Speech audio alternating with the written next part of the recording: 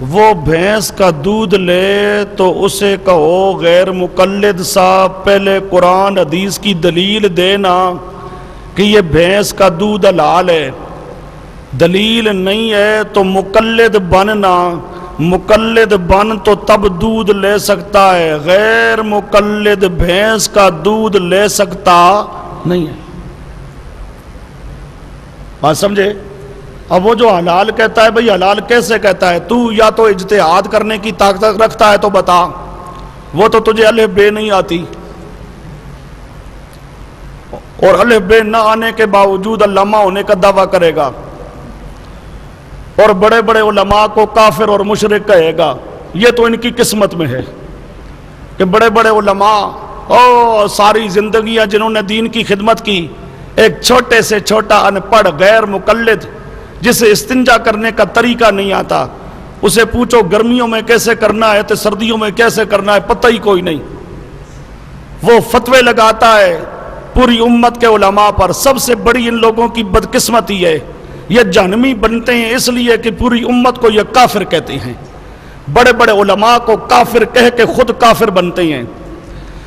اب بھینس کا دودھ وہ لے جو مقلد ہو، غیر مقلد بھینس کا دودھ بھی نہیں لے سکتا، بھینس کا گوشت بھی نہیں لے سکتا۔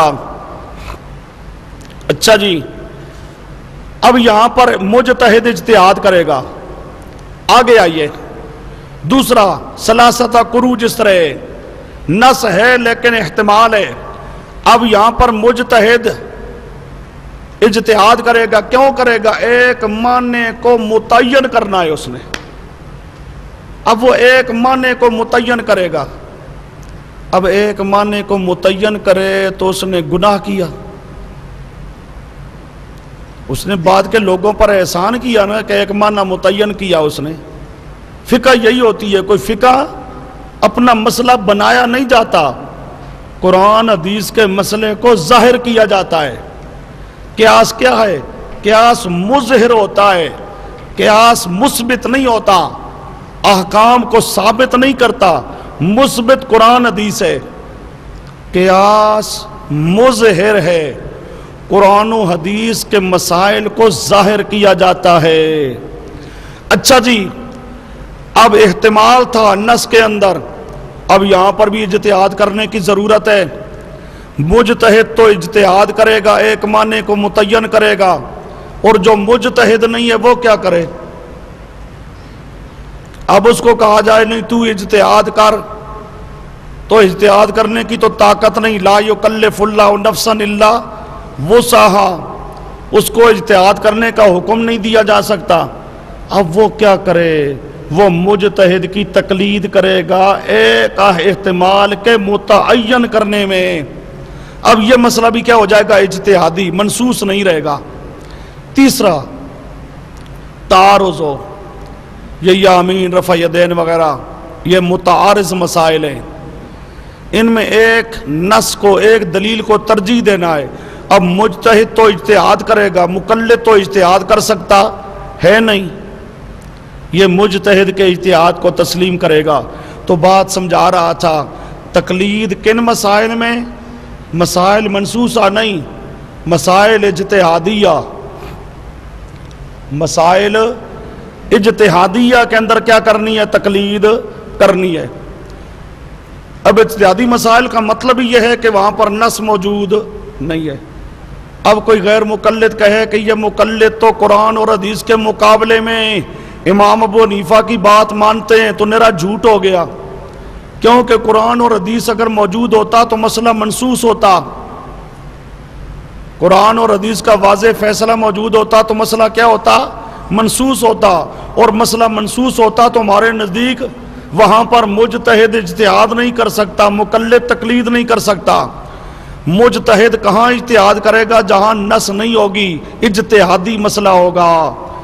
لہذا غیر مقلدوں کا مقلدین اہل سنت والجماعت پر یہ الزام لگانا کہ یہ اپنے امام کی بات مان لیتے ہیں اور قرآن اور حدیث کو چھوڑ دیتے ہیں، یہ سراسر بہتان ہے۔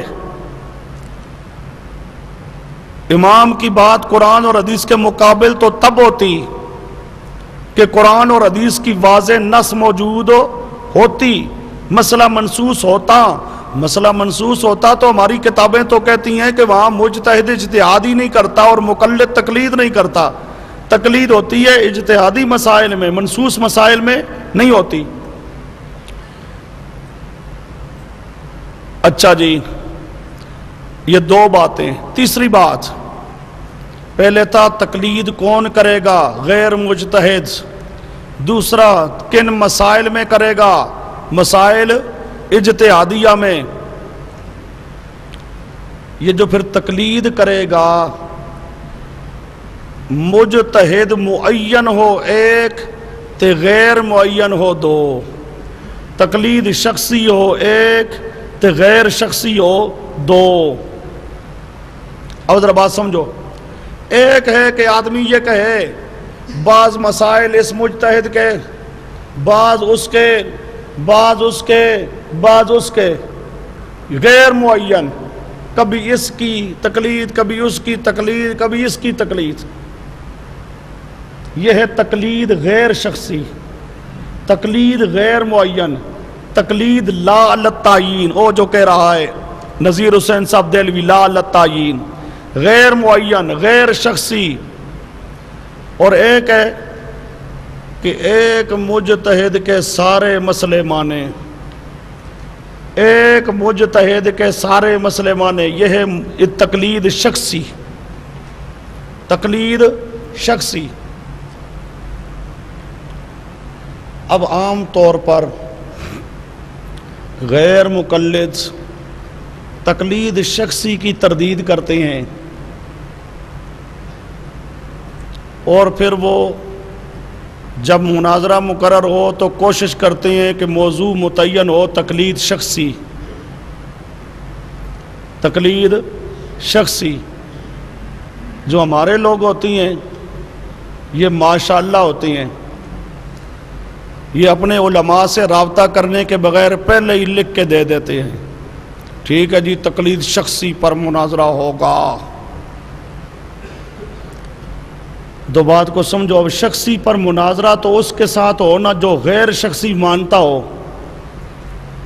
غیر شخصی تقلید ایک آدمی مانتا ہے لیکن وہ کہتا ہے میں شخصی نہیں مانتا، ٹھیک ہے، اس کے ساتھ گفتگو ہو جائے شخصی پر۔